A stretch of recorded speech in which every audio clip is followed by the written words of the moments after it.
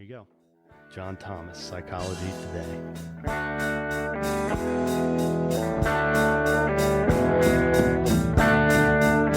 Just the product of some bad seeds. Just some guys that ruined the world. Hey, Tom, how are you? I'm doing great. I really appreciate you taking the time to do this, and I've been looking forward to talking to you. My pleasure. I've been looking forward to it as well. Good. Well, for the listeners, can you just tell them what it is that you do for a living, and we can kind of go from there? Sure. I am the publisher and executive vice president of Psychology Today and psychologytoday.com. And for listeners who may not know what a publisher does, it's kind of like if it were in the movie business, it's a director would be the editor in chief, and the producer would be the equivalent to, or the executive producer would be the equivalent to the publisher. The publishing side of media is really the glorious or dirty revenue, whichever way you want to look at it. Yeah. Side of the business, and other things too. It's the marketing arm of media. So how long have you been there, John? I've been at Psychology Today. It will be 11 years in the fall. I came here in the fall of 2008. Okay. Yeah.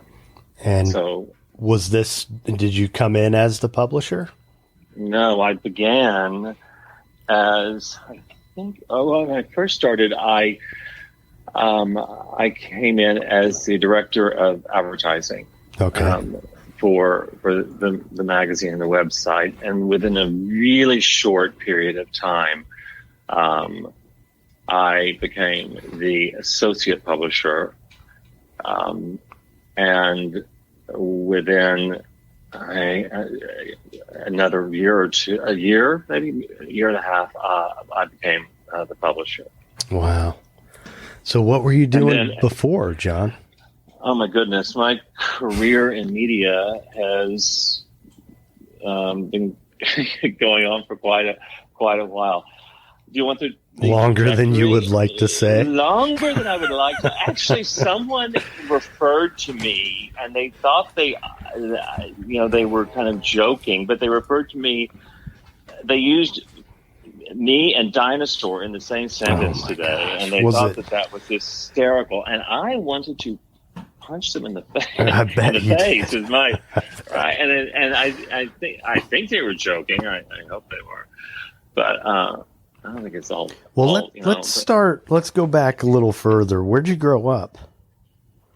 I am from Texas. I am from a little town that's not so little anymore called Denton, Texas. Okay. Which is a town directly north by about 40 miles of Dallas and Fort Worth. Okay. All right. And it was a sweet, great little town. During my childhood, my mother's family is from there and has been there for just generations, and are a big part of that community, her family. Okay.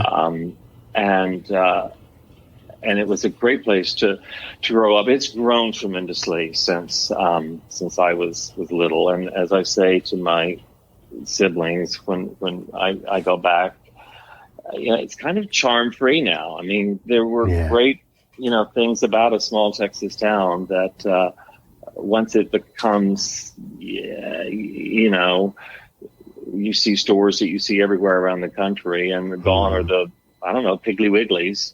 Right. And they're replaced with, big, just more commercialized. Big box stores and Applebee's and all that stuff. It kind of loses its wonderful appeal. Yeah. Well, but I had it. I was able to enjoy that growing up there. And then, so you left, I assume, for college? Yeah, I went to school in Texas, and then immediately after college, moved to New York, and without a real plan. I just knew I wanted to work in media, specifically advertising. Was my so I was a journalism major. It was a double major, English and journalism, and so knew that I really wanted a career in advertising, like a lot of young people do. I mean, and in my mind, it was advertising was like Darren Stevens from Bewitched. Does that reference make any sense to you? It does to me, but it may not. It may not It to may not. anyone younger Well, than me. I hope the Yeah. reruns will serve Yeah, as yeah.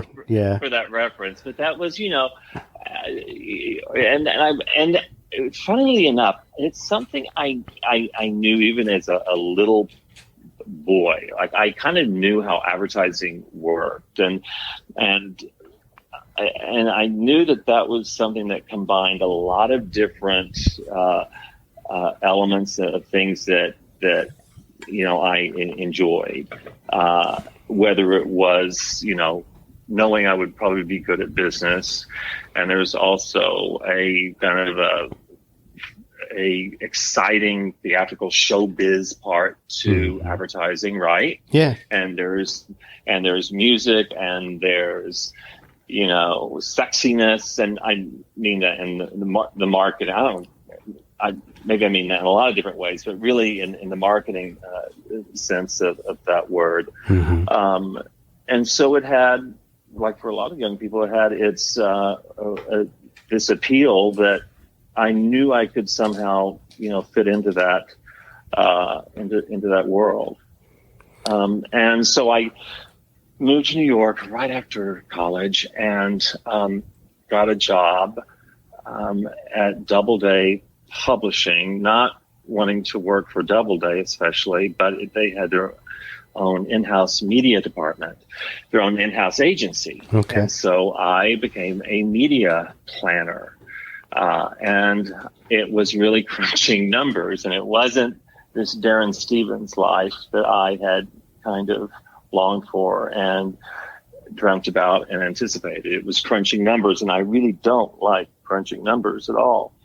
But while I was doing that job, I would have these meetings. These people would come in from magazines, and they were super nice and super slick, and they looked like they just had the best time, and they would take me out to lunch at great places, and as it turns out, they were advertising account executives for these.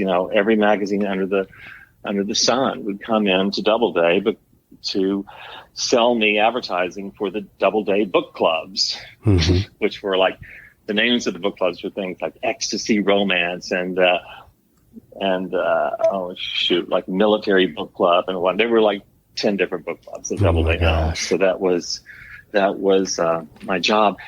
And I thought, when I would be around these people, I thought, you know what, I can do this. I can do what they do. And that really launched being around those guys, seeing them, hearing them, and identifying with what they were doing. Really set me on my path. And I was super, super lucky that my first job was actually at Rolling Stone. Wow. And this was in 1989, I guess, maybe 88, when Rolling Stone was at its height. I mean, it really was at the pinnacle of its,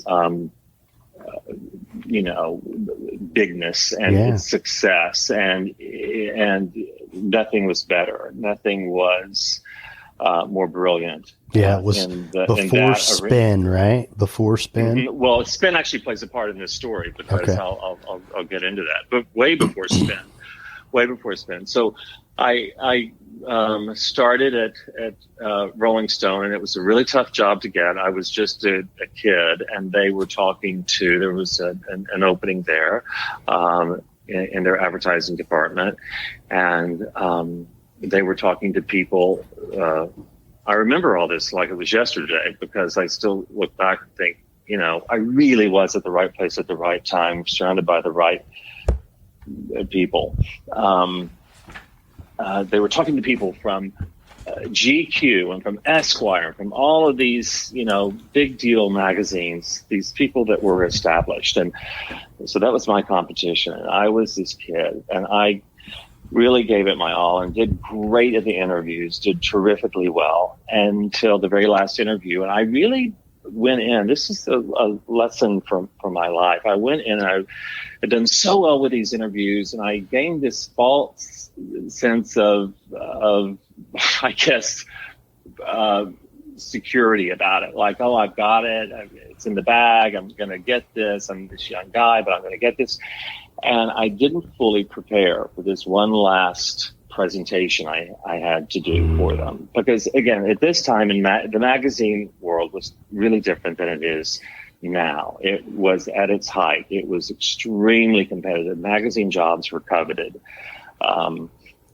And the best of the best were out there vying for these positions. And I went in for this last presentation, and I was not as prepared as I should have been, and I blew it. And when I say blew it, I mean totally blew it. I became a nervous wreck. I was sweating. I couldn't put a sentence together. They literally stopped me in the middle of it because I think I was making them nervous, and they got me a water and a napkin to wipe my sweaty brow. It was my gosh. horrible. Now you can imagine my devastation of being up on cloud nine, thinking I'm like a shoo-in for this thing because I'd done so well, and then going in and really blowing it.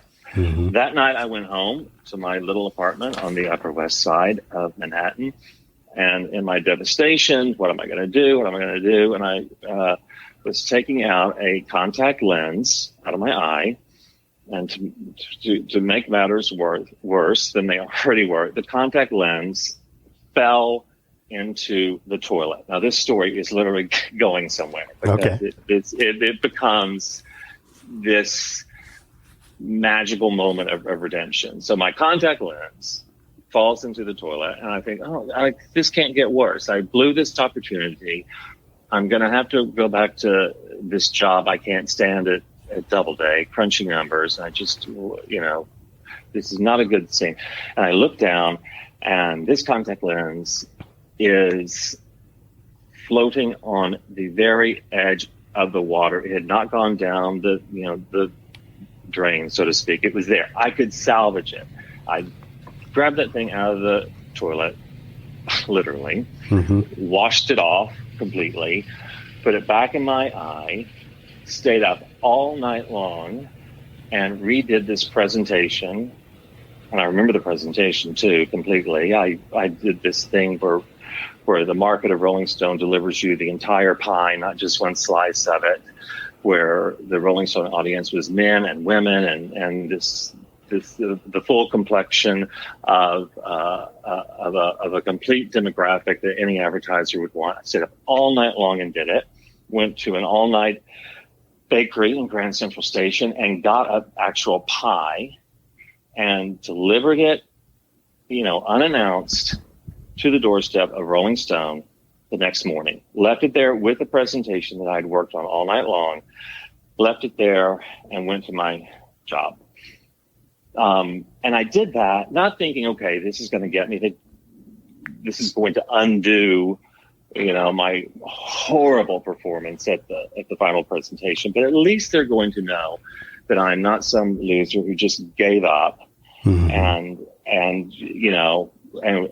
whimpered away and into the background. I wanted to show them at least that I cared enough about it and about them and about myself to give it, to show them what I was really made of. But I had zero expectation that anything would come of it. And so later that day, I got a call in my office or my little cubicle in the Doubleday Media Department, and it was Dana Fields, who at that time was the associate publisher of Rolling Stone, and a remarkable woman, incredible. And she said, "Can you come in just to talk to me for a minute? I got your thing." And she wasn't, effusive, and she wasn't like, "Oh my God, that was so great of you," or whatever. She was just like, "Just stop by if you can." And so I thought, okay, well, that's awfully nice. And I went by during my lunch hour, and it was Dana, and then her cohort, a guy by the name of Les Siphon, who was another associate publisher there. And they sat me down, and they were the ones I had done the presentations for in the first place, and it had all the great build up with, and then finally the big, horrible performance in front of. They set me down, and they took me through this presentation, and they did a brilliant job, and they performed beautifully, and I was just riveted. And they looked at me, and Dana said, "Do you think that you'd ever be able to do that?" And I go, "Well, I'm not really sure." And then she stopped me, and she leaned over and she said, "Well, I think you can, and you are hired." Wow. And I'm telling you, that little contact lens had not fallen out into that toilet, and I'm not even joking about that. Yeah. It's the truth. That was his sign I had, that don't give up. Right. Don't give up at this, at You this could have just flushed the toilet. Mm-hmm, yeah. No more contact lens. No more contact lens. And I would have just gone to bed or done, and wallowed and whatever. But I didn't. I saw it. I grabbed it. I stuck it in my eye. Stayed up all night, and I'm glad it all happened that way. I'm glad that I kind of screwed up that final presentation, and then the next 24 hours changed everything for me. Changed the way I thought about myself. Mm-hmm. And the way I thought about challenging myself. And I wasn't surrounded by a lot of family and friends because they were all back in Texas. And I was, here, with new friends for sure, but really, not the yeah, you were doing it on your own. The lifelong heart, friends of my heart that I had known my entire life. So I was really, in this, position of sink or swim. And I'm glad that I, had that moment of redemption. Wow. That's a cool story. So what it's about a good story? It's a good story. And I say that because I'm really glad it happened to me. I'm super grateful for that. I'm very, and it informed so much of things that happened ever since, because we all are faced with adversity, and not just something as the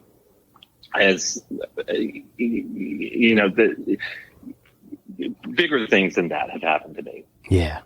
Much bigger things than that have happened to me. But that really informed so much of as a young man, how I learned to approach things. Yeah, tenacity. And, you mentioned that you showed them that you cared. Yeah. I mean, yeah. Maybe not a lot of people would have approached it that way and gone back, with no expectations. I don't know. I mean, the only thing that kind of informs that for me, it's interesting that you say that, because I've often thought, well, maybe a lot of people would have done, maybe it wasn't that extraordinary. Maybe a lot of people would have done the same thing. Maybe a lot of people, first of all, would have been prepared in the first place and wouldn't have been in that position, number one. Mm-hmm. But if they were, maybe they would all stay up all night and redo it. But now that I'm the boss and people come in and present to me and, whatever, very few, if any, have, after they have not done great, have turned turned around and wowed me by Right. surprise Yeah. the next day. Very few. Yeah. In fact, none. Hmm. Well, impressions are huge too. They really are. I think about there was a time when I was young and I had first moved to Florida here, and I wanted to learn more about art, and I decided I wanted to get a job at an art gallery. Mm-hmm. And that world in Palm Beach, it's small, it's not New York, but it's pretty competitive, and there's some Oh, I really think nice it's maybe even galleries. more competitive than New York. New Yeah. York has it's a broader spectrum, but in Palm Mhm. Beach it's so rarefied that world, and they all know each other. Yes. It's And a small tribe. yeah, and it was heading into the season and they needed help. And, I kept showing up there and calling. And, this office manager kept telling me, well, I have several other applicants I have to interview. And then finally one day I called her and she said, well, you keep calling and showing up. So I guess, I might as well just go ahead and give you the Tom, let job. me ask you: had you done any? Had you worked at a gallery before, or was this just your young man's head going, "Wait, this is something I think I want to do"? No, well, back in my past life, I was a carpenter. Mm-hmm. So, when I was young, just out of high school, a couple years later, I joined the Carpenters Union, and I did that for several years. So I learned a lot about that, and it was a not maintenance as much as installations, shipping, but you ship a monumental sculpture, you got to build a big crate, and Right. you have to know. You have to know really if you're going to hang an entire gallery of art, you need to know how to hang artwork. And so I knew I could do it, and I wanted to learn about art more. I'd taken some art history in college, and I've always loved art.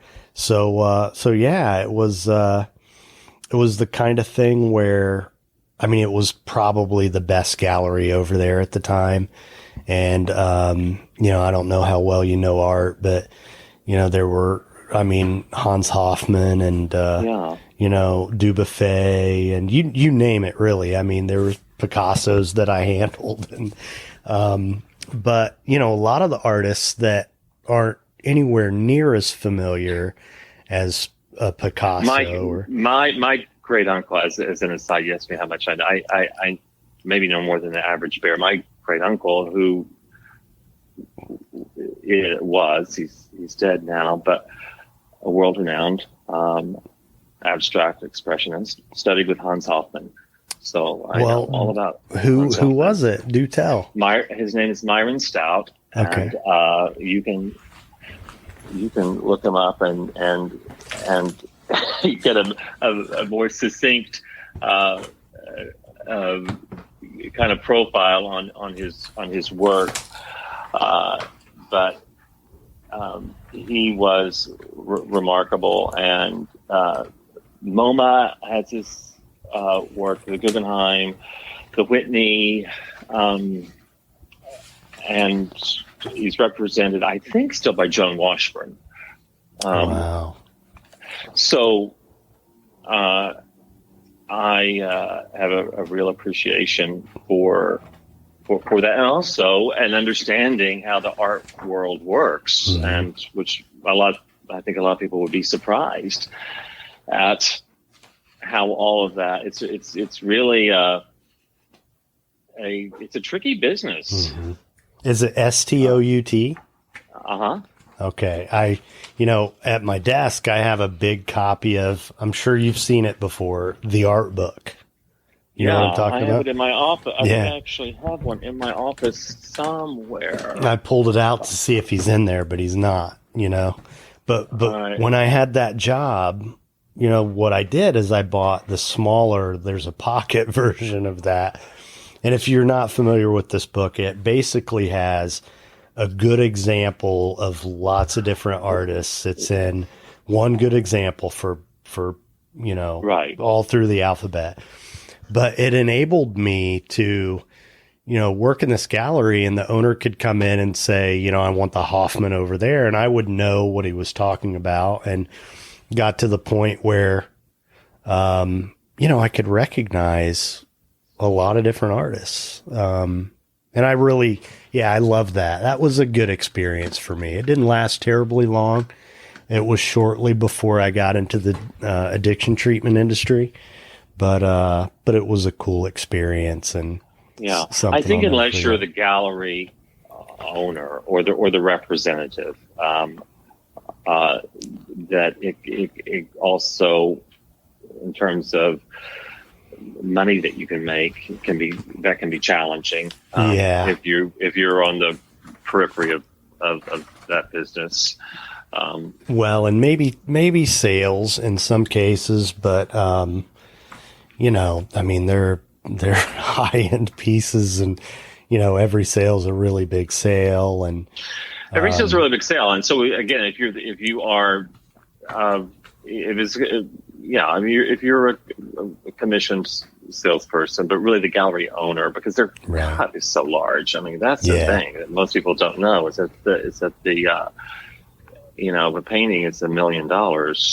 Well, the artist, gets sometimes less than half. Yeah. Yeah. Anyway, we kind of veered off. That's okay. That's good. That's good. I love it. Side road about art, but I'll send you, Tom, a few things about Myron, Okay. because I think, especially since about Hans Hoffman, and their connection was really so close. Well, and I really love abstract expressionism. Oh, I do too. Mark I Rothko do. is really my favorite. Oh yeah. And Myron's representative was, and I just blanked on his name. The Oil and Steel Gallery was Rothko's. They shared the same Wow. representative. So Rothko's works, Oil and Steel, and the guy's name, for the life of me, I can't remember. Tom, I'll remember it. But Okay. it's great, and it's funny how kind of the way it ebbs and flows too, and the popularity of an artist. Who collects Myron is Tom Ford. The designer. the designer, and I had kind of forgotten about that until I saw a movie called A Single Man, which I think that's the name of it, that Tom Ford directed. And Julianne Moore is the lead actress in the film. And in her house, in her character's house in the movie, I thought, that looks so familiar. Well, it was Myron's works. Two of his paintings were in this fantastic kind of mid-century house. Wow. And I thought to myself, well, that's good. That's good. Yeah. that association. And because, look, the buzz on any artist only helps, you got to keep the buzz going no matter what. Absolutely. So what got you into the recovery field? Well, I want to add before you answer that, and this is completely out of left field. To join the Carpenters Union is a big deal. So that's great that to get into that union. Isn't that like a huge deal? Like you have to go through all kinds of hoops to they don't just give those slots away. No, they don't. And it's probably more competitive in places like New York. I grew up in Indiana, and Right. in a really blue collar town. What town? It's called Kokomo. Oh, I know Kokomo.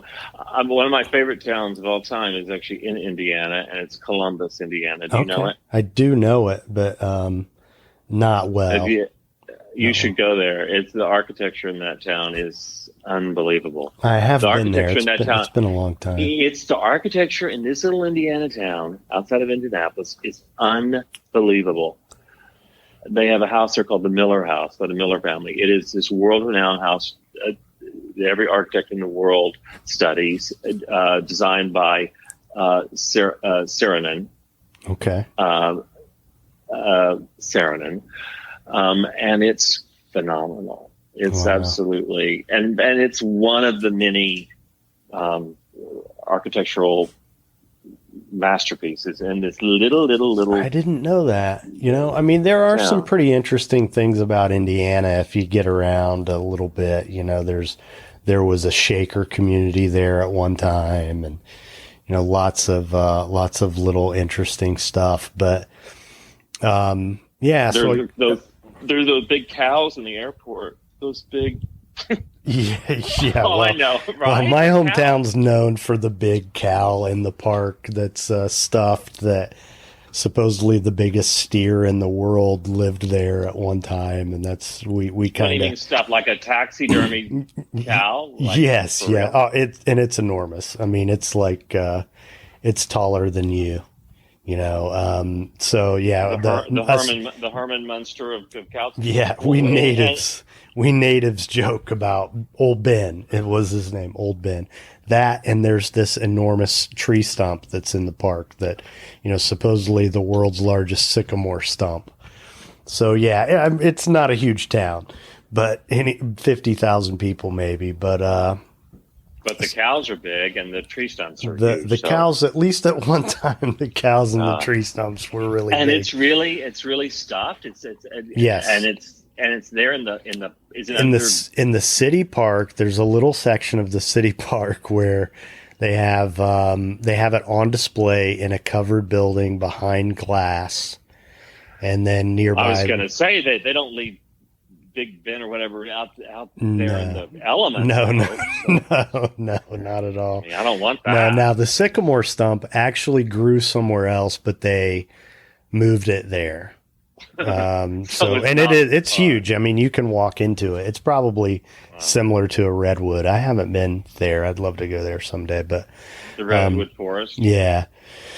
But so I grew up in this blue collar town, and I had a brother who was in construction, and his best friend owned a contracting company. And, I got out of high school, and there's lots of rabbit holes we could go down with this, but long story short, they needed help. I wanted to make better money. I was going to take a year off before I went to school. And so I started working at this construction company, as a general laborer. I did a lot of painting and stuff like that. And then eventually, they helped me get into the carpenters union. There's a test that you have to take. And then there's a training program, which includes classroom work and what they call skill blocks, which, basically, you might have to build like a miniature house inside this workshop.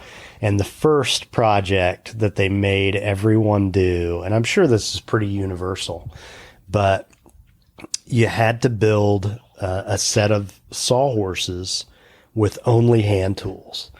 And, that might not sound that complicated, but they were, essentially, a sawhorse is kind of like the structure of a roof. Right. And, it had all these compound miters that are hard to really, really difficult to cut with a handsaw. Right.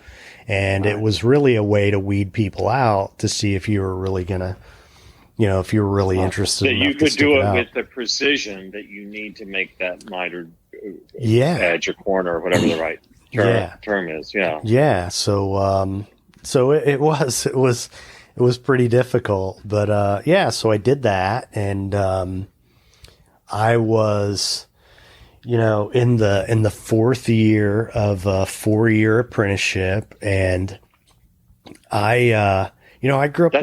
That's how long they are. The apprenticeships are 4 years for carpenter? To become a journeyman carpenter. Yes, and you're working obviously the whole time. I mean, you're out there working and making money. And doing your class work. The way that it worked is the way it worked in our local union was that you went away to this school for a week a quarter instead of doing it at night. They had you go away for a week a quarter, and, there's lots of classroom work, and then you had to do stuff in the workshop too. So I got into my fourth year of that, and, I drank as a kid. I drank a lot, and, got myself into trouble. But wait, you said, you had a brother that was also, in construction. I'm assuming a carpenter. He was an electrician, actually. He was an electrician. You're one of how many kids? I'm the youngest of 8 kids. What? Yes, youngest of 8. But there's alcoholism all through my family tree, both sides. I ended up, if it's a gene, I got the gene. And so by the time I was 23 years old, I had drank enough to last me a lifetime. And more than your, let me just ask this. So more than like your contemporaries, your buddies that were also electricians and carpenters, and your brother and his friends, and all of you guys. You were out drinking those guys. I mean, there were some scattered alcoholics here and there, but I was definitely an alcoholic, and it became. You were really committed to it. You were really. Well, it's funny because I wouldn't really say that, and this is part of the reason why I'm doing this show called The Path to Authenticity, because I'm not a carpenter, mm-hmm.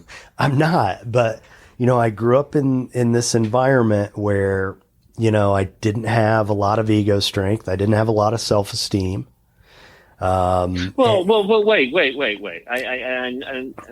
know where you're going, and I agree with you. And I think that it is a journey for everyone, of self-discovery.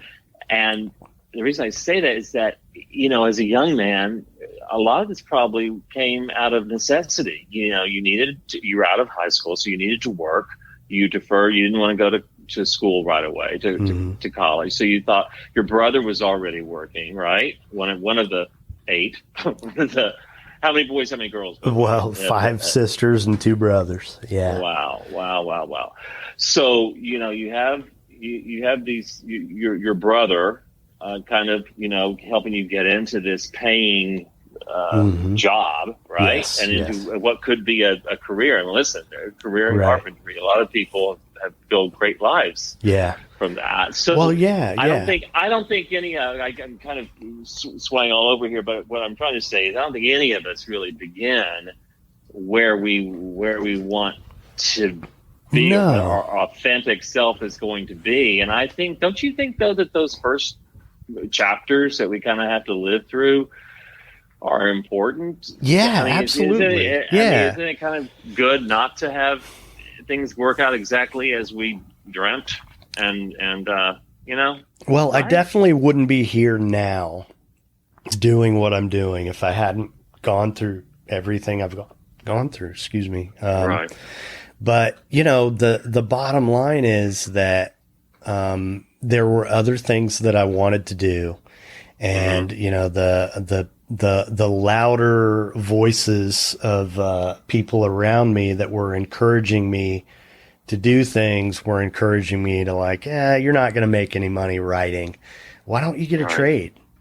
Because I had been in a really strong journalism program at my high school, and I had done really well at it, and I had teachers encouraging me to pursue that, and I kind of knew I wanted to write, but I wasn't entirely sure. At one point, I thought I wanted to be in radio, which is part of the reason why I'm doing this now.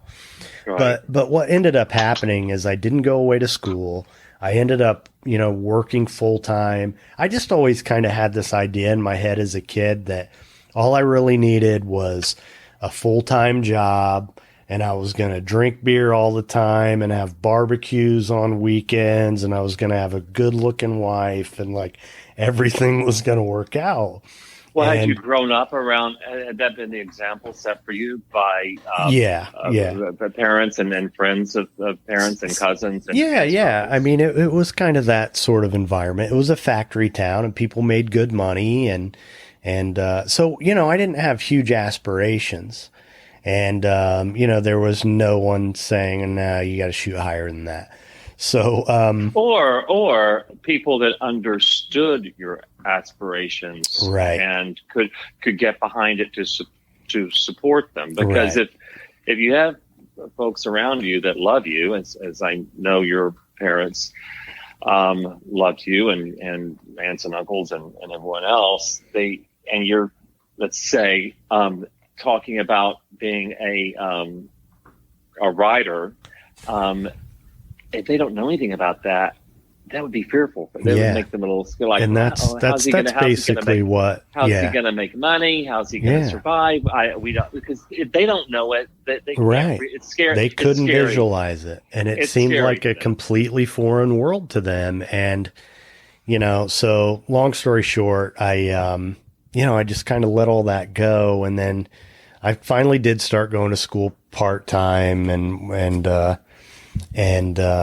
worked full time as a carpenter. And then eventually the last couple of years, I got a contract with the local newspaper, and I was covering high school sports and actually doing pretty well with that on the weekends. But wait, how did that happen? You don't just get a contract. You must have gone in there and you must have made a case for yourself with the either the sports editor or the general manager of the paper. I'll tell you. No, not exactly.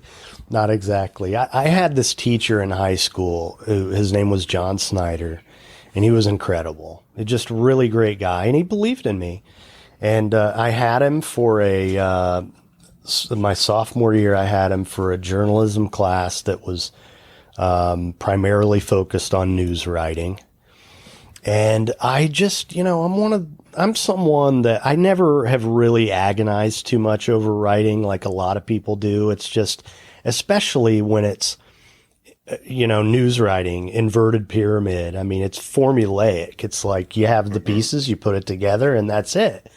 You get your quotes. Where did you learn? You learned that from Snyder. I learned that stuff in high school, and so I took this class at the beginning of my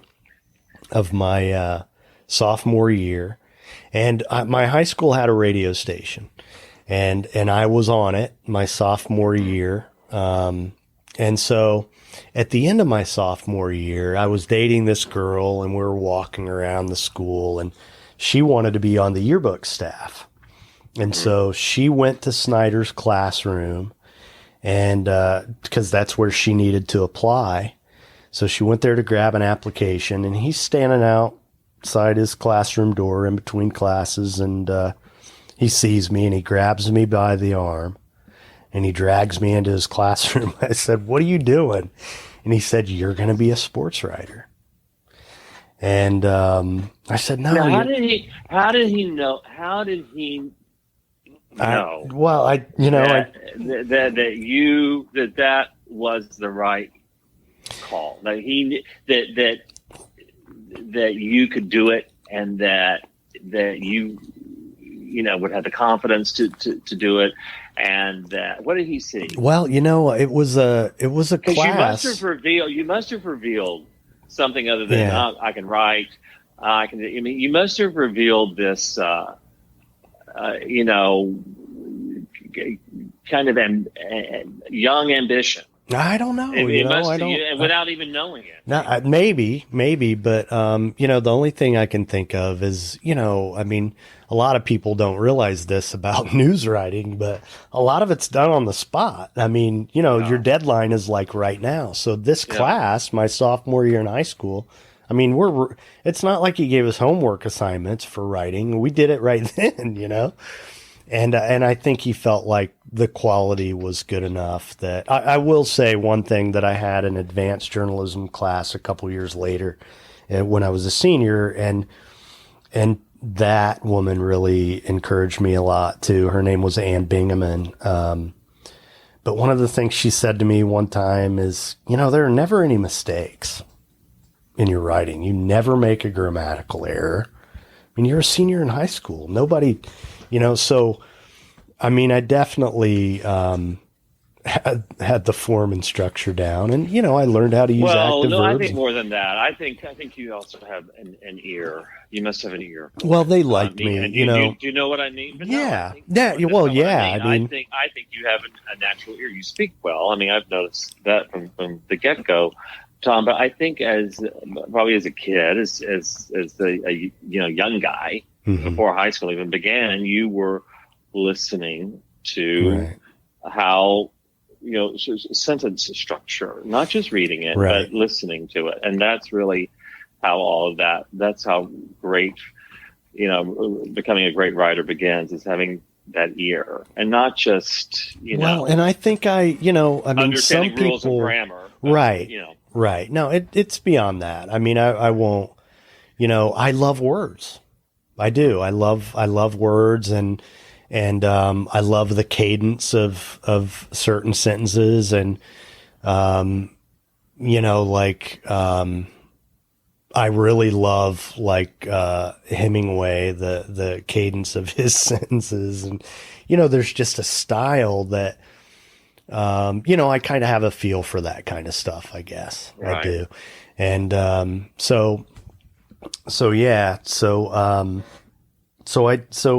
I had that experience in high school. And a couple years later, when I'm doing this construction job over the summer, I was working inside this bank that our company was remodeling, and I was painting. And outside, I see Snyder walk by, and I run out and say hello to him and see what he's doing. He was on his lunch break. That year in Indiana, they had all the high school journalism teachers do internships at local newspapers, and they'd spend a week in each department. And that week he was in the sports department, and he walked back by at the end of the day with a business card of the sports editor. And he came into this job site and he gave it to me and said, "Call this guy." Wow. And I did. And, it's a small town. My his wife was my sister's middle school English teacher. She had did babysitting for his kids. So I had been to this house before, but we didn't really know each other. I knew his kids. But as it turned out, this guy, his name's Dave Kitchell, and he was Indiana Sports Writer of the Year multiple times. And, was, when I can't remember what year it was, the Olympics in Atlanta. I want to say it was 92, maybe. But that year, the Associated Press chose 12 news writers, sports writers from around the country to cover the Olympics for the AP, and he was one of those guys. So this was he was really a good sports writer. And so he started training me, and I'll never forget, one of the things he said to me that I still use. I said it to my son a couple weeks ago. We were talking about writing, and he said to me the first time I met with him, a lot of writers try to flower their work with adjectives, but it's really in the verbs. And it's funny because he chose a great verb he used flower as a verb in that case. Right. And so it was really easy to remember.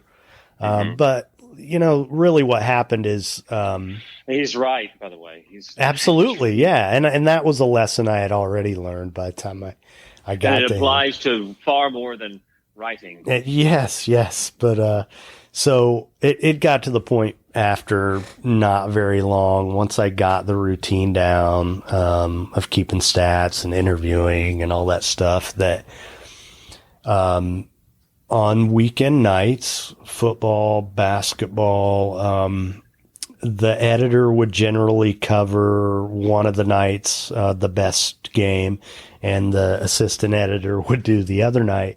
And it got to the point where I pretty much had the second story every time they gave me an assignment. So Were you having to take your own photos too, or did you ever no, take- there weren't photos. Once in a while, they'd send a photographer to take some photos, but Right. I would have to keep stats and and then interview usually only the winning coach.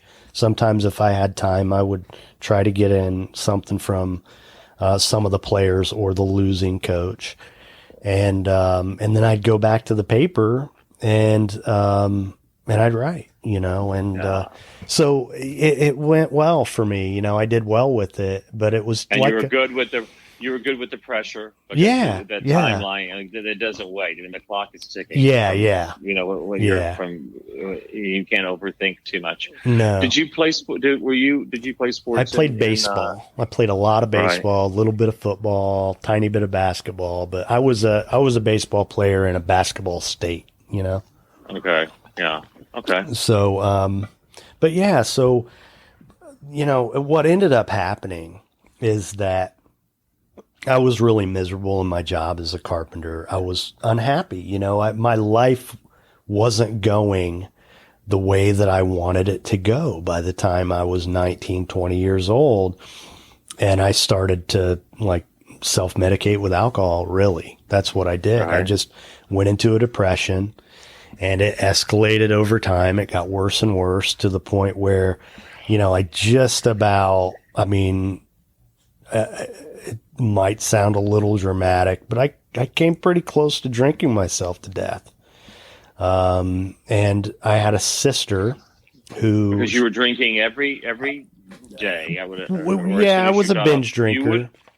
Could you drink on job sites? No, I didn't do Secret, that. or, I would manage Right. it around work, and I would go periods without it. But when I drank, and there was no telling when I was going to stop. I lost control. Right. Once I drank, I had And- no control.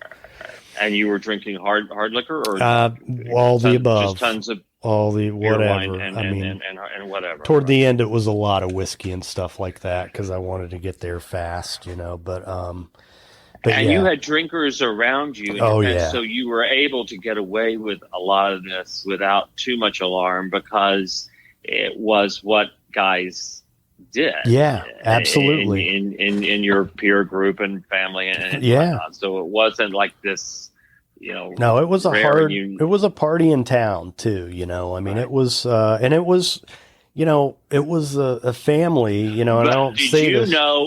Did you know that it was different than that? Did you know in your heart of hearts that that you were drinking differently than your Well, when you friends can't were? stop, when you can't stop, that's the most frightening experience that I've ever had. There were times, honestly, John, when I've held a bottle in my hand and I couldn't not drink. Right. And you hear stories from alcoholics if you're in this world about how, their car kind of drove itself to the liquor store. Right. It was in control. It really was. And I couldn't stop. I had to be stopped. And, I had a sister who helped me get into a program down here in Florida. It ended up culminating in an arrest. I got arrested for public intoxication, basically because I wouldn't stay in the hospital. And my parents were told not to take me back home. I blew a 3.9 like an hour after my last drink. And that's pretty high. I've only heard a couple different people who ever. And you were how old at the time? 23. Wow. 23. So it just so happened I ended up in a Hazelden program down here. There was a Hazelden facility at the time. And once I was sober long enough to convince them to give me a job a couple years into it, I had people encouraging me to try to be a counselor. So I decided to at least Tom, dip my let toe me fill in a couple blanks for me that Okay. I didn't get. So your Indiana is a home plate for you, Right. To Right. circle back to baseball for a second. Just keep that the baseball illusion going. So Indiana's home plate. All this stuff happens in Indiana. All of Right. this good and bad stuff happens. Good stuff meaning that you find a voice in journalism and in sports journalism, and you probably feel great about yourself.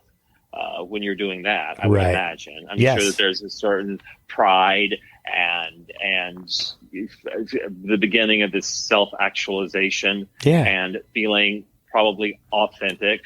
Authentically, you're Right. beginning to feel authentically yourself in those moments. And then by the same time, we got the carpenter job that was not you felt like it was going to be a forever style trap. And, and that's where the immaturity came in, I think, because I felt stuck. But there's something to be said for the thinking that, okay, I'm serving because there's a trajectory to that carpenter life. I mean, you serve your apprenticeship, Right. you do all this schooling, you take your tests, you have to build this and that. So you're making these marks on this ladder that's going up and up and up. So I can see your young man's head thinking, wait, I'm in this carpenter game. It kind of looked good on paper. Right. And it's a sure thing. I mean, writing is not a sure thing, but Right. this carpenter thing is a sure thing. I'm guaranteed there's enough construction going on. Right. There always will be. Somebody's always going to need a plumber. That's the kind of stuff I would hear. Somebody's always going to need a plumber. Precisely. Always going to need a plumber, or always going to need a funeral director. Right. And a grocery Right. store, a plumber, Right. and a funeral Right. director. So in your head, you were probably thinking, wow, in a way this is good, but in a way it's a trap too, that I don't want to be limited in my life experience to just being, a carpenter. And I'm assuming that's, the drinking helped kind of cloak that. Was comforting in its own way for a while, and then it until it quit working and became another noose around your neck. And then you went to. So I'm trying to get from Indiana to Florida. So your sister found a place for you in Florida to go for treatment because she recognized how bad the drinking had become. Well, actually, what happened? She had moved down here with a guy she married about 10 or 12 years prior, and she had her own issues, and she had gone to this place a year before I did. So she found recovery and got the bug and said, I'm not going to watch my little brother die. I want him to have this gift. The one thing about also the families like you're from, where there are so many children, that means that the age difference is so, it's more dramatic than in my case, than one of 4 children, and there's only, I think, 7 years difference with us. But in your case, the age gap must be far more broad. And because of that, these older siblings are kind of quasi parents. Oh, absolutely, you, right? Yeah, more like aunts. My sisters were probably most of them more like aunts. Yeah, my oldest sister is 23 years older than I am. All right. So that's, and my youngest sister is 6 years older than I am. So I came pretty late. Yeah. But yeah, so she helped me, and in my world, we call it, she 12-stepped me, and so. And she was the only one in the family that had gone through that process. Yeah, there were other people who definitely could have. But she was the only one who had. Who did it, right? And it was, having grown up around her, it seemed pretty remarkable that she could stop. And I think the real favor that she did me, besides just giving me love, was she helped me see that there was hope, that I could actually be happy if I stopped. Right. Like life could be much better. And it was within your grasp, right? She was part of you, she was one of you, and if she could do it, it was plausible. It was feasible. And also it sounds a little more desirable than I would have thought. So I did it, and she was a huge help. It was great to have another family member, and I stayed. Obviously, I'm in West Palm Beach to this day. It's almost. I'll celebrate 23 years this September, and it'll have been half of my life that I've been sober. Yeah. So, that's congratulations. Thank you. Thank you. That 20 years, I was talking to somebody earlier. Once you get to 20 years, I mean, that feels like a pretty big deal.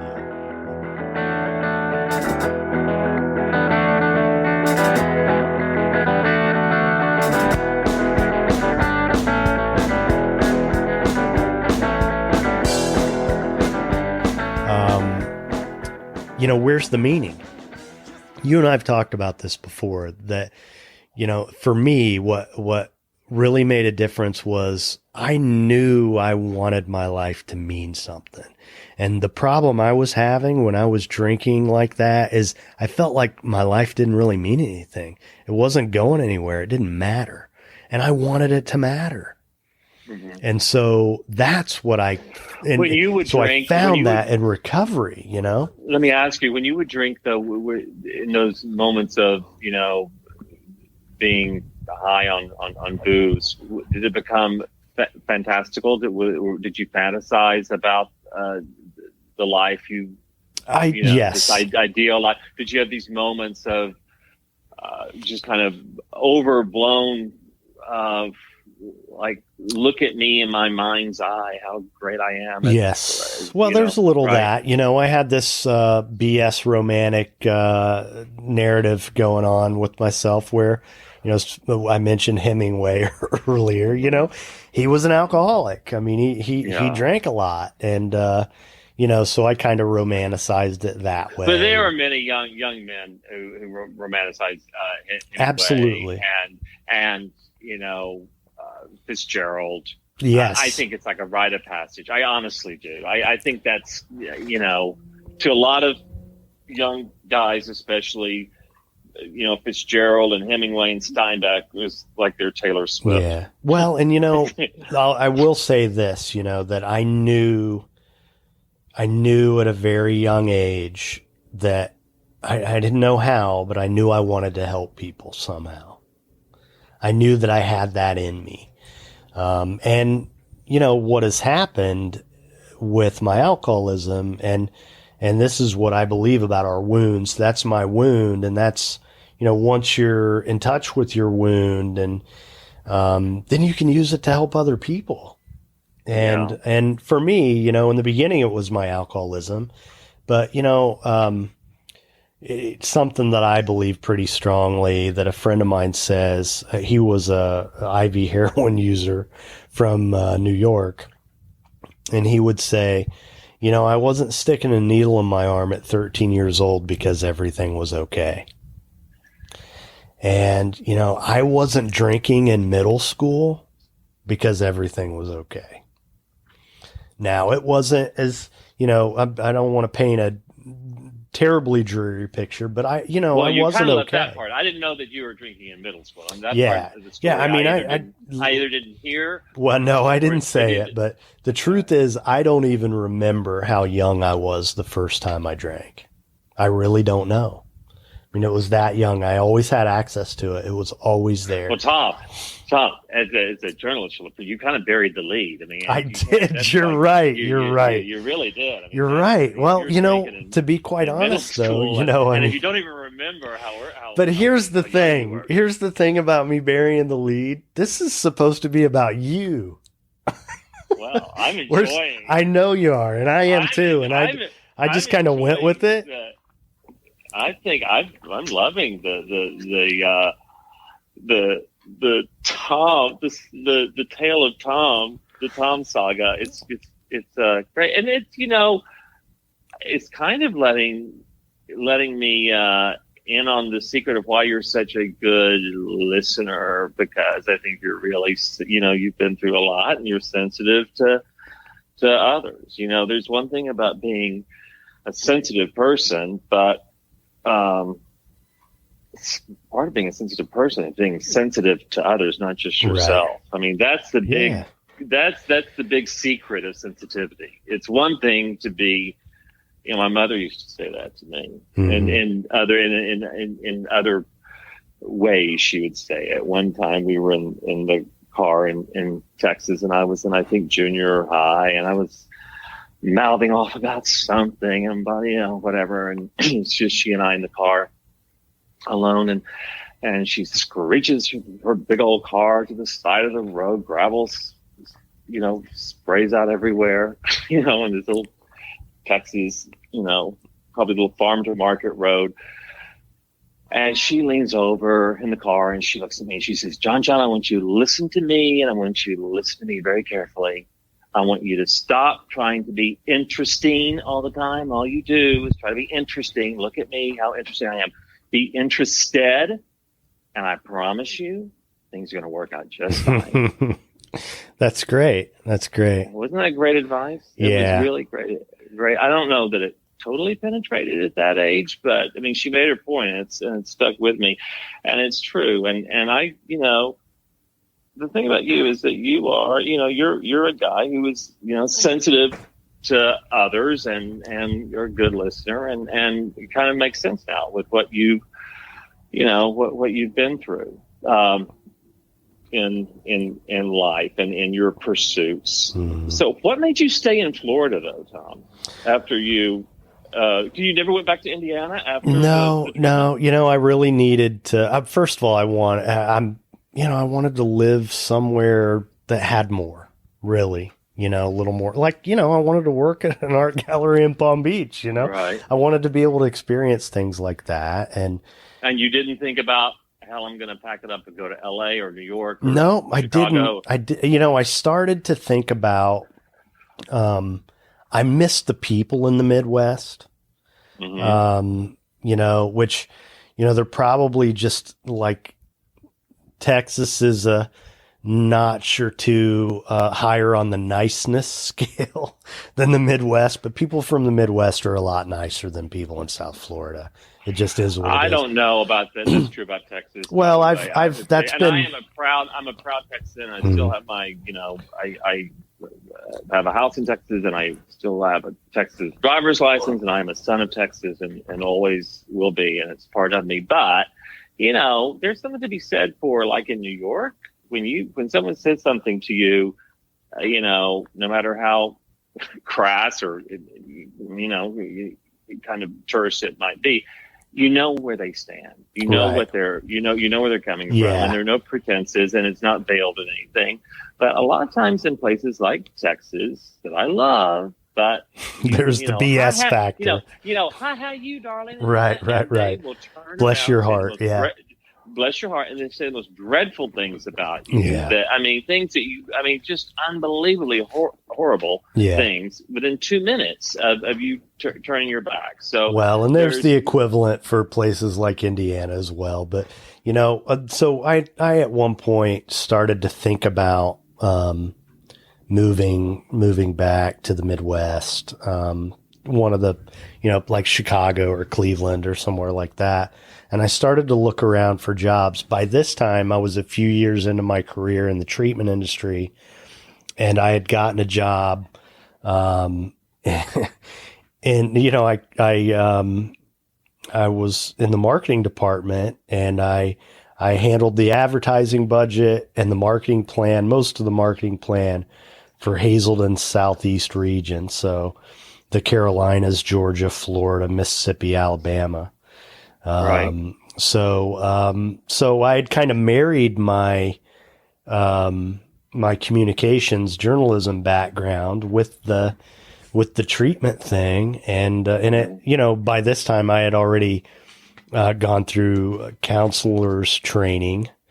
So it really kind of worked out pretty well and served me well because. Well, if you were doing that, if you were doing the kind of the outreach, we'll call it, and then you were doing counselor training too. I mean, Tom, you really were a renaissance guy of recovery, because most people that do, they usually kind of stay in one channel. A lot of the people that are in outreach are, first of all, not necessarily, clinicians or themselves, but they're great marketers. Well, there's that, and then there's the there are a lot of marketing people in the treatment industry who really don't know anything about marketing.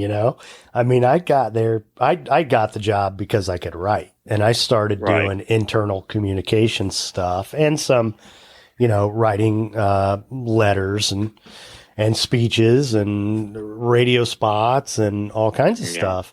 I had that with people, and you're good with people. You know how to talk to people. You're not shy about that. Right. That's hugely important. Yeah. Right. So that, it was kind of a natural path, but then what happened a little later is I ended up, with the job for a very small facility that was a startup. And, I knew how to do everything.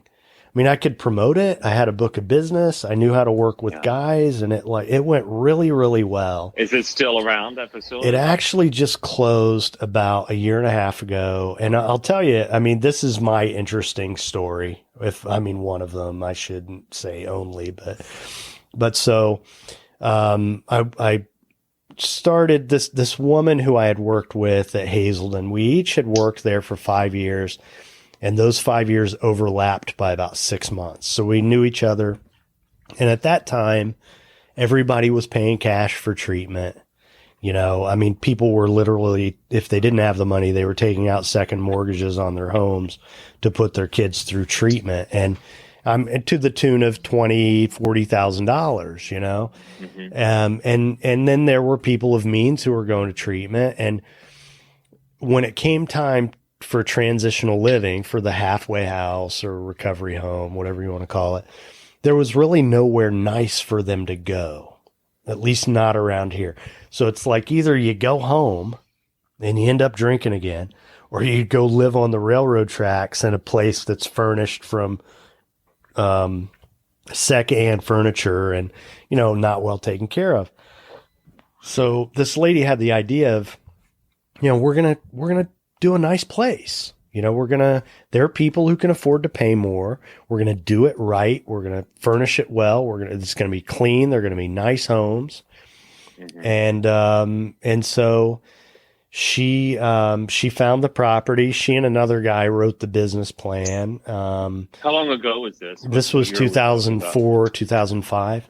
And then at some point, she realized she needed to hire somebody to manage it. And long story short, I ended up being that person.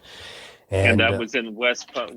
That was in Delray Beach. Delray. When Delray really and it was a place called the Sanctuary in Delray Beach. And it was at that time a 10-bed facility for men.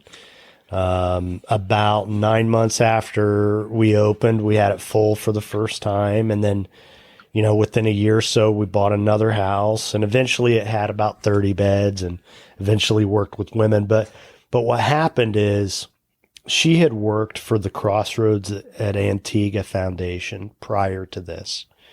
And that's Eric Clapton's charitable organization. Right. And she left to do this.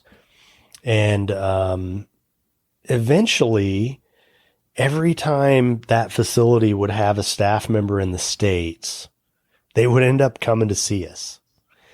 And they started to send us some clients. And then eventually they said, let's talk about how we could collaborate. And then 6 months later, they bought the whole thing and said, keep doing what you're doing. Eric Clapton wanted a facility in the United States. And so he bought this facility that I was running, and I ended up essentially working for him for about 3 years.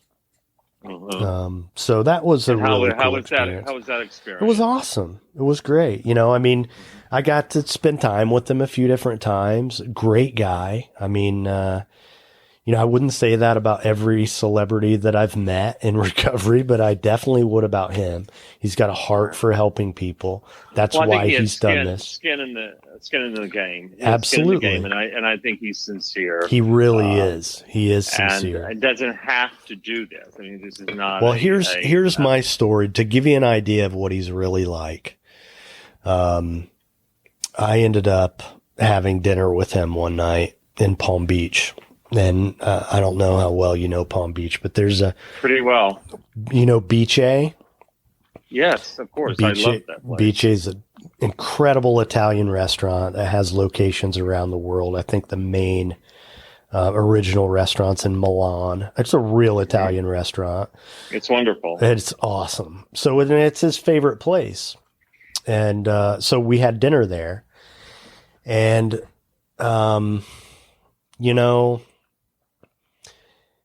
when you live in a place like this where there's lots of money, and you see, you see classes, if you pay attention, classes of people. And like you see the guys who are the maitre d's, and then you see the guys who are the bus boys. Mm-hmm. And, the bus boys, the kitchen help, they tend to have darker skin. I mean, they're from South America, Central America. Sorry, that's Caesar. So long story short, when we're sitting here and we're talking about treatment and what options are available, and this is this world of treatment where it's for people of means who can pay for it, and this is really a business of the haves and the have-nots. It's sad to say, but it's true. If you want good treatment, you really have to have money to get it. And so we're sitting at this restaurant and we're talking about treatment, and you see a couple busboys creeping out, clearing off tables, and you see he's observing them, and he looks at me and he says, "Where does that guy get treatment?" That's what he wanted to know. And, he started this facility in Antigua really as a Robin Hood scheme. The plan was there was no treatment there for the islanders, for anyone in that part of the world. And he thought, I can get people from the States and from Europe. They can pay a decent rate and we can make enough from them. We'll always have a third of the beds set aside for islanders. And that's what he has done. That's what he's done all this time. So, he's really a man of the people. He is. That's so good to hear, because a lot of facilities that we email the show at thepathtooauthenticity@gmail.com. You can follow the show on Instagram or like us on Facebook, both at The Path to Authenticity.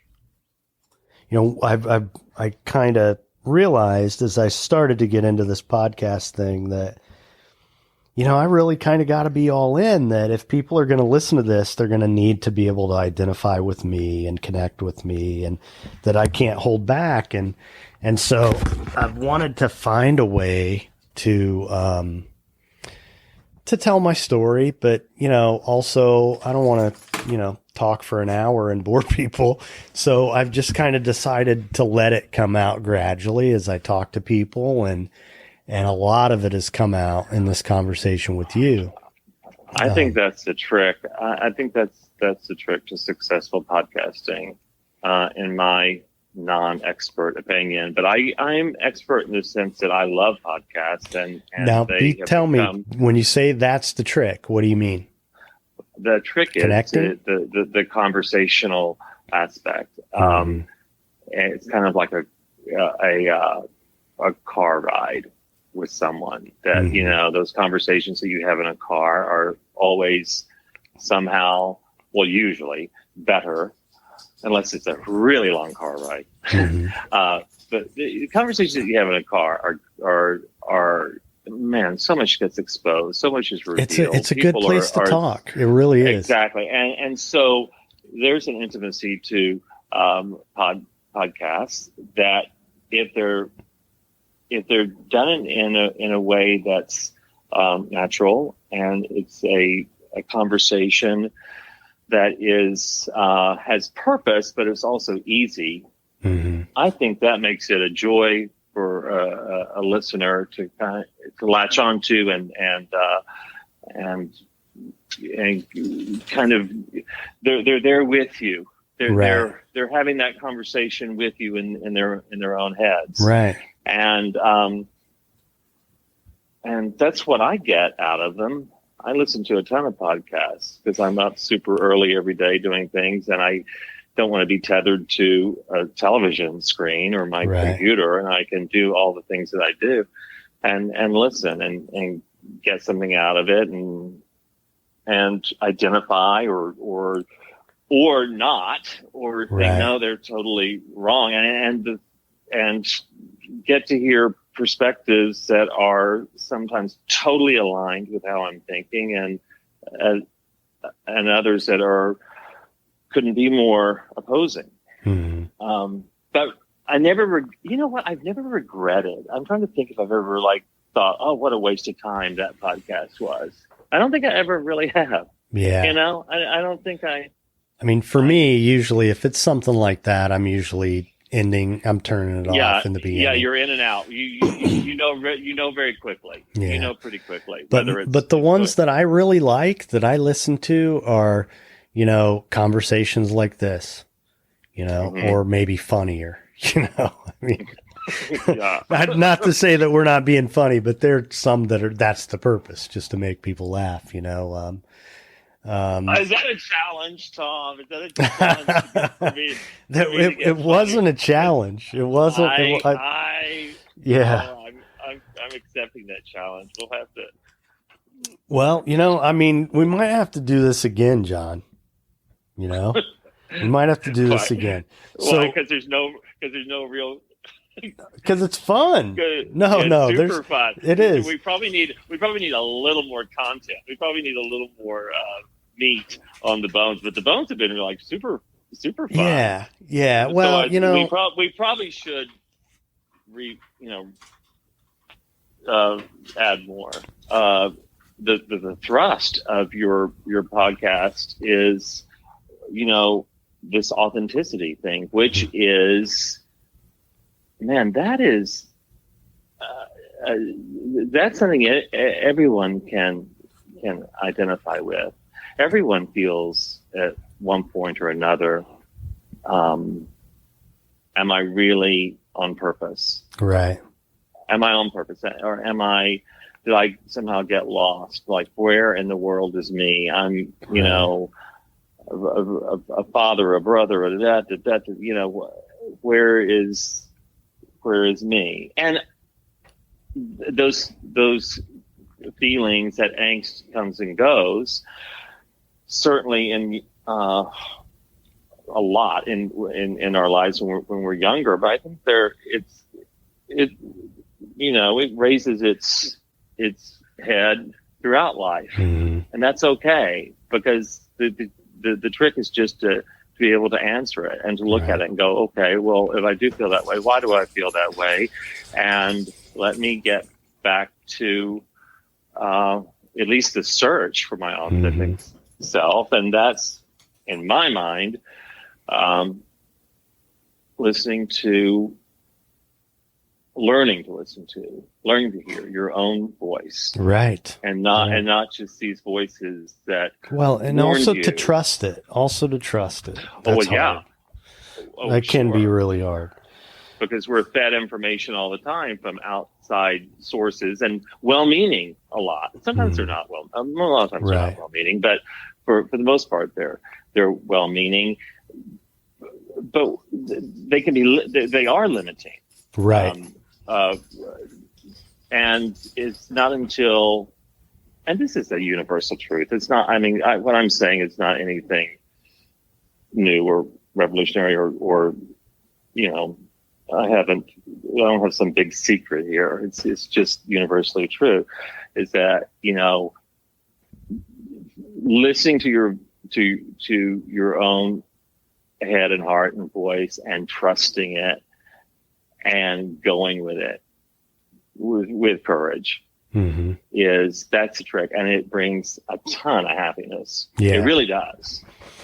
Yeah, well, that's really kind of what this is for me, this podcast thing. I mean, I've talked to you, I write too, obviously, and there's that part of my life, but I'm continuing to do some counseling and case management and coaching and stuff like that, working independently mostly. But I want. Do you find it hard to work independently? Because in the course of my career, I have worked in a million different media, not a million different, but some really. I've been lucky. I've worked great places, and I've also had my own business too, which was an advertising and promotional agency. And it's a totally different thing, working for yourself as opposed to working for someone else, and also working independently, and without a ton of other people around you and structure.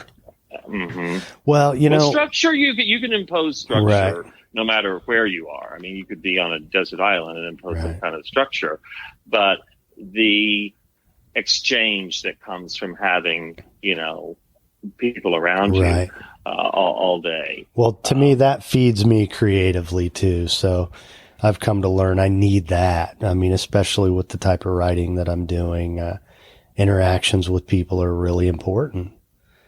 Well, And, sure. yeah. But, I mean, the bottom line is for me, if I'm working independently, if it's what I really want to be doing, I'm great. And if it's not, then no, I'm not all that good. I know. Do you think that's true for everyone? Probably on some level, I mean, I Do you suppose think some that people there are are, just robots, but I'm not, well, robots are just like, are they just so super disciplined? Because I'm a pretty disciplined Yeah. individual. I mean, I am, but man, sometimes it is really. Who was the guy that recently gave a commencement speech? Was he a guy from? And I'm not going to Google this or anything right now. Maybe He gave a commencement speech recently, and his message was, whoever told you that if you find, a job you love, you'll never work a day in your life. You'll never work a day in your life. And he said that's total BS. No matter what you do, there are going to be days that that It's going to be work. It's work. And I thought that's so true. I mean, I love what I do. I really do. But there are days that it is work, and it takes every bit of,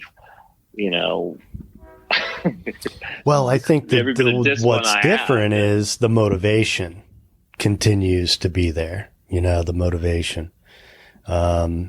It's easier to get up and get out of bed in the morning and go do whatever it is if you want to do it. I mean, and there's and also I think if you're doing what you're passionate about, there's not as much fatigue that you're going to get from putting your heart and I'll tell you, when I've done these conversations like this, I mean, I hang up the phone and I feel like I'm floating on air. I mean, I love it. I really do. So I know it's what I'm supposed to be doing. And you're good at it, so that helps. That, I mean, if you sucked, then yeah, you probably wouldn't be floating on air. Well, thank you. No, I probably wouldn't. It probably be drinking it. Maybe I would. Yeah. No, but and also, I've kind of if you had stayed in carpentry, let's just think for a second where I'd be right now. Like you stayed, and for whatever reason you had to, you needed to, your right family, you had stayed there. Do you think that you would have been able to discover, somehow figure out how to get motivated, even though it wasn't really your passion, as you say? Well, yeah, I think so. I hope so. I mean, if I was one of the things I've learned in my career is, when I mentioned helping create this business, I'm a creative guy. I'm an idea guy, and so I never really thought about what a creative pursuit it is to start a business. Yeah, but it really is. Yeah, and people don't. Oh, it's super. It's gratifying, if you're really into it. I mean, it's gratifying, and there are elements of. I like working with my hands. I definitely did want to learn how to do things. I just didn't want to do it forever, and I mean, there are ways that I use it all the time. I mean, the desk I'm using, I refinished myself, I mean, I've built shelves in my place, and, I still have tools, and my little boy, when he was really little, used to tell me I was a fixer because, I fixed something. Well, I can usually fix stuff. He's very insightful because you are a fixer.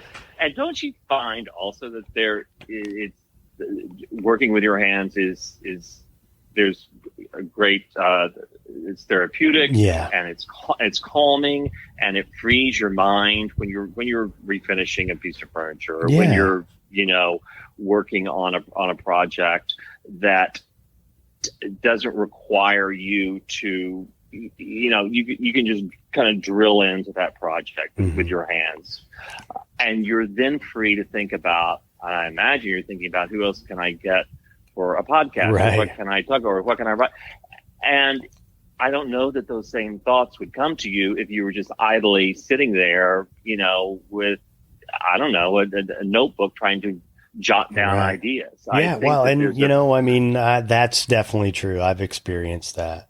When I was in my younger days, I painted a lot, and when I needed to make extra money, I would, drum up paint jobs. But like when you're doing that repetitive kind of, especially if it's a lot of work, big job, I mean, you can kind of get lost in your head, and it is sort of meditative. Yeah. And, this guy I talked to last night he's an artist, a Texan artist named Brian Phillips.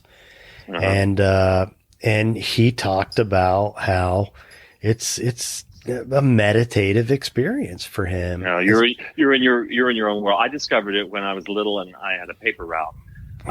And on that paper route, my entire world expanded in my head. Yeah. My entire way of thinking broadened. Yeah. And that sounds a little, crazy or sketchy, but it's true. I remember it. I remember that the feeling I got, as I got on the bike to throw the papers, and I knew what was going to happen. I knew that I was going to be able to, in my head, as I, threw the paper out, I knew that I was in for some kind of adventure in my own head on things I was going to come up with for like my life's plan and what I was going to do. And I mean, 1,000 things. And I'm grateful for that. And in fact, I named my media company Route 224. Oh my God. Which is my paper route. Yeah. Mine was 3159. They don't have those anymore, do they? I don't think so. No. I had a tough experience with the New York Times recently because I ordered the Sunday paper and it took me forever to get a paper every Sunday, but I finally... They should be paying you to have a paper. I mean, my God, the way the newspaper business is, why did they make it an ordeal? Yeah. Well, what's really baffling about it is, it's essentially the same people who deliver the local paper. Right. And they're here it's a high rise. They're here every day, so I don't know how they got it screwed up, but I ended up on the phone with people at the Times on several Sunday mornings, and but it finally got channeled to the right person, and she fixed it. So now, why do you love having that Sunday paper and going through it? Well, I've thought about it for a long time. I try to get myself to read more. I do like the Sunday paper. I mean, there's the New York Times basically, and then there's every other newspaper, maybe the Washington Post or the LA Times or something. But for the most part, and I like the crossword puzzle. How do you get your news, your daily news? Every morning. I try to limit myself, quite honestly. I get some of it from the New York Times app. I try to, I work from home a lot, so I'll have the TV on sometimes, and I try to not have it on all day because I'll just get lost in it. And most of the time, they're just recycling the same couple stories all day long, talking about, and it's really commentary. It's not news, which drives me crazy. You and I both, having had some journalism training, we've seen the descent of the journalistic trade. I shouldn't say that, because there are great journalists out there. It's just different now, where it used to have an equal time and all that. And it's infotainment. It really is. It really is. And what bothers me most, I was having lunch with some folks a couple weeks ago, and I think it was the when things came to a head in Venezuela, and we were in this restaurant, and they had a TV on and no sound, and this lady says, "I wish I could hear it." And then she said, "Although I probably should just wait until I get home because I'll get a much clearer interpretation from Fox." Oh my goodness. And I thought, first of all, you're crazy. But also like interpretation of the news. Let me ask you, come in on. that situation, because this is a different age now. This is a different time, and my reaction to people like that is so different than it would be, pre Trump. Right.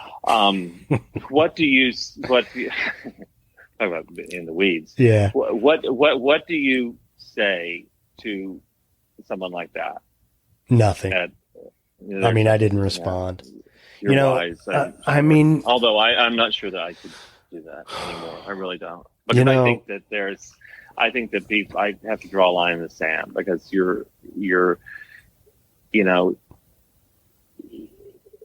there's this human,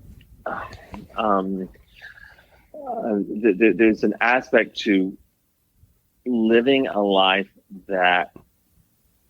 where the intentions, at least, are good.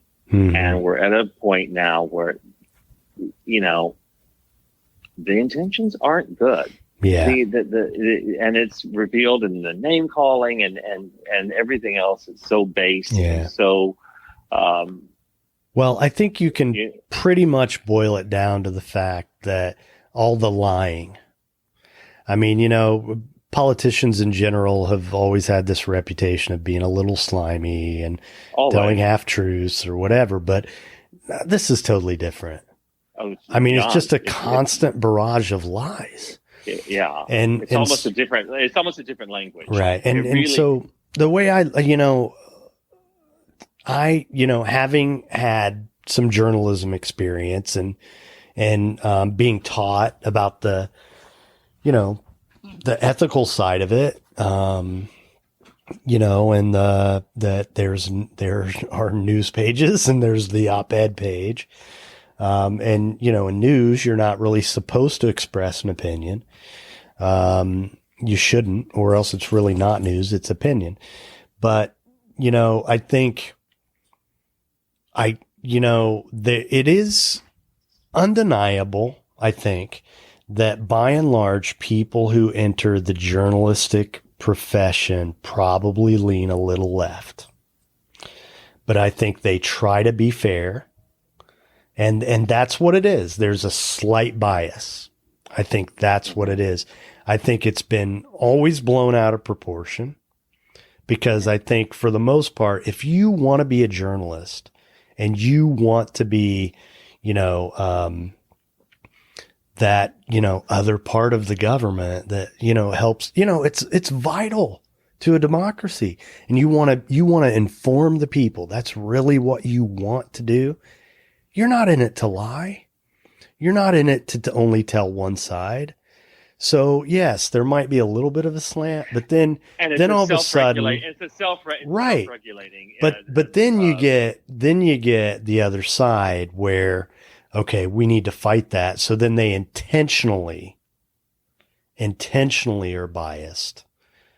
And to the point where it's really just it's not even true. It's just distorted, malicious. and when there is, like this judge that they've had on there who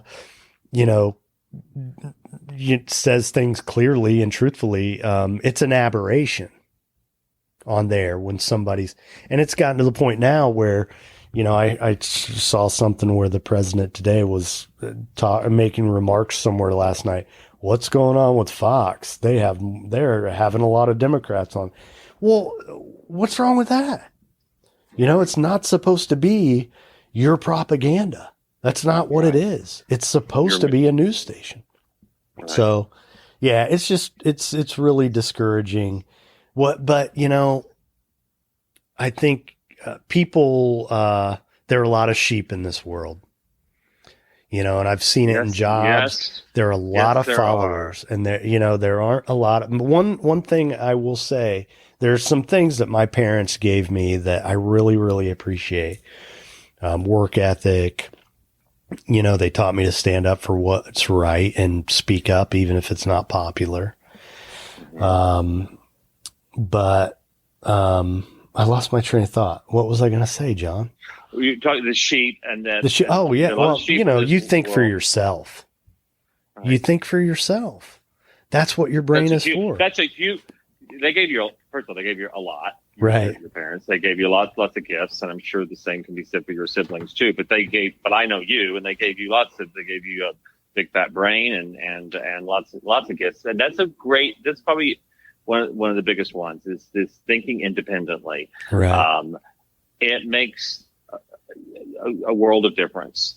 And it says so much about one's integrity. Right. As an individual. And you're right. There are so many sheep that have been led down this path that has been such trickery and oh man, I don't know. Well, and some of them it's beyond just politics too. I mean, it's well, that's what I mean. This is not a political. Right. I draw the line in the sand. This is not a political stance that I'm taking. This is a stance of being, a person, a human, right, who, is in this world and who is authentic, who is authentic and in such a way that, to live with himself or herself we have to look out for our brothers and sisters in this world and not just malign them at every turn. And that's what's happened. Yeah. And it is like nothing any of us have ever witnessed. And well, at least not in this country. No, not in this country. You're right. But you know what? I believe that it's gonna, I really do. I get discouraged. I become afraid of what's going to happen to our country because I love this country. I really do. And, but the constant Caesar, man, I can't have that. Right. Hold on just a second. No, the Constitution of this, it really is in a lot of ways a masterpiece. The way this government is structured, all the different points of access. And I think what's going to happen is the will of the good in the American people is going to prevail because, we still have good judges, who are willing to say, there are no Trump judges. There are no Obama judges. They're judges. And that's, well, that's all fine and good, just so long as there's not trickery. Right. But and things aren't being, on this sly, right. Manipulated in a way that puts someone like him, puts him. But I think there are enough people. I think there are enough people who really love our country, who got into government for the right reasons, because they wanted to do good, because they believed in the rule of law. I think it's going to all come out in the wash. And what I really hope is that we'll be better for it because it will have opened people's eyes. Because I think what the real problem is that we don't vote. That's the problem. Not enough people vote. And I think if we had better voter turnout in all of the election cycles, not just the presidential election cycles, if more people cared, there are so many people who are just so disaffected when it comes to politics at all. And I think, one of the things I would like to be able to do is to find a way to reach people and to get them to re-engage in politics and in their community again, because there's just so much cynicism, you But do know? you think they feel it's out of their reach or not? I think they Not have lives and they don't want to get bogged down in it. That's what it is. right. I mean, I think a lot of people my age, that's, I don't pay any attention to politics. I'll hear that a lot. Well, I've just never been, I grew up in a home where at the kitchen table, we talked about politics. I mean, so it's just been natural, for me to be involved. And I lean left, but I was taught you vote your conscience. Mm-hmm. You don't vote a straight ticket. You vote your conscience. Right. And I voted for presidents I voted for independents. I've voted for Republicans. I've voted for Democrats. I mean, it's who I feel like is the most honest person, the best person at the time. And these days, to me, I feel like the more sincerity you find is on the left. How about diving into that kind of public service yourself? Would you ever run for anything locally in Florida? I don't know.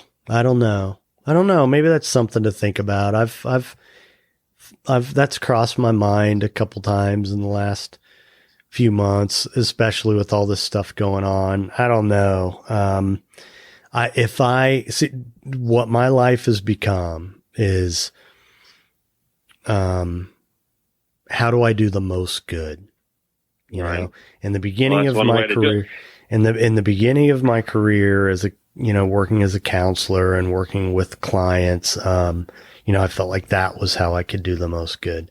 As years went on, it became, I train other people to do things the way that I do them. And then, it's their ripple effects. And, what it becomes is you replicate yourself, Right. And now I feel like for what I have to give and what I want to teach and pass along, I need to be doing things like this. I need to be, writing. I need to be speaking. I want to eventually, get into doing retreats and stuff like that. And, I have there's a lot I want to do. And a lot of it has to do with helping men. I've talked to you about, I want to help men be better men. I think I have some unique ideas about how to approach that, there's an appetite for it. It was, and there should be. The appetite is warranted with everything happening in the world, specifically in the U.S. and what it means to be a man, right? Now, and and that whole conversation that you would have with men has changed so much in the past 5 years of what to be, what men have to be wary of, and what does the today's man, look like? What does he, where is his place? Well, and here's where I have kind of fallen with all that, because, it's something I've thought about, as a lot over the past few years. Working with young guys, being a man, having been a husband, being divorced, being a father of a son,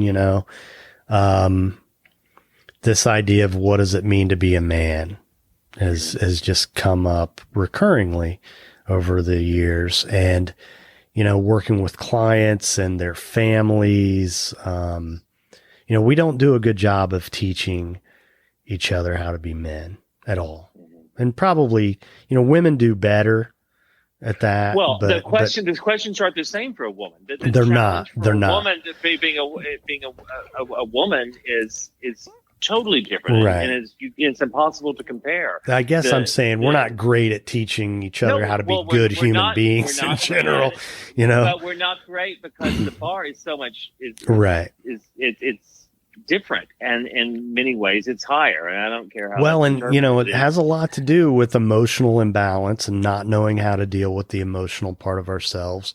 You know, to me, it's like the idea that, Really, because I think it's the expectation for men is higher in terms of men rising to the occasion and self assuredness and yeah, well, there's, knowing yourself. I think that in this culture, it's and not a bad thing, but it's different. So it's a little harder to teach right. young guys than it is, you know, a young woman coming, a girl coming into womanhood. You know, the options are far more prodigious. It's a different. The challenges are not the same. Mm-hmm. Well, and I think it's different, you know, probably in, you know, different parts of the country, different families, you know, everybody has their own little unique take on it, I think. I don't disagree with what you're saying about the expectations and all that. But, you know, one of the things I've seen a lot, is the younger guys that I've worked with who basically went away to college and then crashed, most of them, you know, and I hear these parents that say, you know, he just needs to grow up. He really just needs to get a job or maybe finish school or whatever. But, you know, he needs to man up. He just needs to be a man. And, you know, you look at how this person came to be where he is. You know, he grew up in a family where the parents did everything for them, you know, out of their own fear that their son would fail, you know, so they paid all their bills and, you know, and got him a car. They did everything, you know, and then they sent him away to college and they start having problems. And then they say, you just need to man up. You know, I mean, it's ridiculous. You know, they're not teaching them how to do these things, and then they're shaming them for not knowing how to do them. Not teaching them how to swim and then throwing them into Right, the deep right. end. Well, what's wrong with you? You're drowning. There's something wrong with you. I mean, come on. Right. That's what happens. A lot. And I think the other thing with guys. Well, what do you want them to do? What should that parent do? I mean, well, I think. Does every Well, I'll tell you, like, my son's room is dirty a lot. Okay. His bedroom is dirty a lot. That's because I refuse to clean his bedroom. I will not be. And, you know, every once in a while, there will be a time when he really wants to do something. And I'll say, you know what? If your bedroom looked nicer, I'd be more inclined to, you know, I mean, I dangle a carrot out there, but what I'm not going to do is do it for him. And when he asks me for help with his homework, that's what I'll do. I'll pose questions to him, but I don't give him answers. He can find them on his own, and I want to help him learn how to find them on his own. When I was growing up, we had my parents are divorced, and my mother went back to graduate school after my parents divorced. So we had Carmelita and Alma, two ladies that lived with us that helped, housekeepers, and they were not allowed to make our beds, or we had to do all of that ourselves. It was not, they were forbidden to do, they could not do that. We had to do that. We had to clean the kitchen at night. After dinner, we had to, you know, set the table and all that stuff. So, well, this sounds so tra-la-la talking about Carmelita. Yeah, well, I mean, but the fact is that, you know, we had to do that, and you are right in that nowadays it's not necessarily the dictum in every home. No, you know, and it's in these kids, it's not their fault. You know, I mean, what happens is when somebody does something for you, you believe you can't do it for yourself. And, you know, there are areas where my parents did do certain things that, you know, it ended up being harder for me to figure out how to do on my own. and it was more about me believing in myself than anything else. So, and you know, I mean, there's that too, but I think we. So how do you correct that? If a guy is, all right, so he's graduated from college and he's lost, and let's say he's falls into addictive behavior, or begins drinking alcoholically or whatnot. What do you recommend for course correction on a young man like that? Well, I mean, first of all, learning to ask for help. You know, he needs to learn to ask for help when he needs it, but also like believing in them. You know, how do you get him to believe in it? No, you believe in them. Build them up. We build people up. You let him know. Yes. That you believe in him. Yes. You can do this. Just like they did with you at Rolling Stone. Yeah.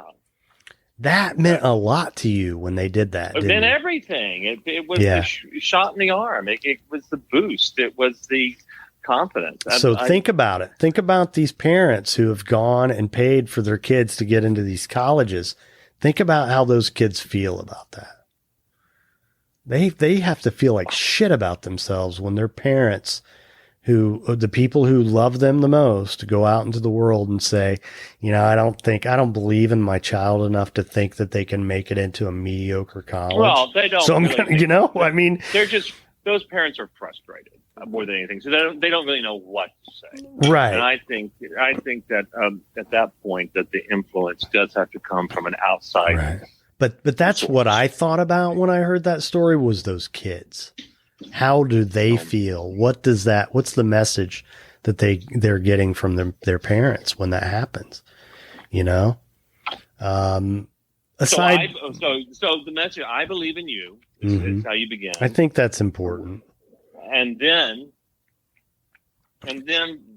they're still lost. Well, but you know, when you do it, baby steps, you do a little bit at a time, then you begin to believe in yourself. Well, success begets success. Right. Just like failure can beget failure. Right. So you try to give them, I would imagine, you know, bite-sized things that they can actually accomplish that will lead to some kind of success that then gets that ball rolling, right? Yeah, and you know, I mean, I run into a lot of guys just feeling like they don't deserve good things, you know, because, you know, like there's one guy who comes to mind in particular, you know, I mean, his parents ended up sending him away for addiction treatment. You know, he drank alcoholically. He became a mess, and it was a problem to the family, no doubt. Caused a lot of stress, cost a lot of money. And he, you know, has carried around that shame. And, you know, part of it was, like really just not even launching into college, just like, you know, basically never even starting, but having gone away to college. So there's that. You know, he feels like he's done so many terrible things that, you know, he doesn't deserve another chance to go to college. When really, like, it's so hard to be a young person. You know, I hated my 20s. I didn't hate it, but your 20s are really, really hard. You just don't know. Sure. You just don't know. Sure. And so, you know, there's a lot of, one of the things that I can offer these young guys is, listen, I know that you think because your friends have already graduated from college and you're 21 and you haven't yet. I know you think you're old, but you're not. You're not. You know, I mean, that's the kind of stuff you run into. Like you think it's the end of the world.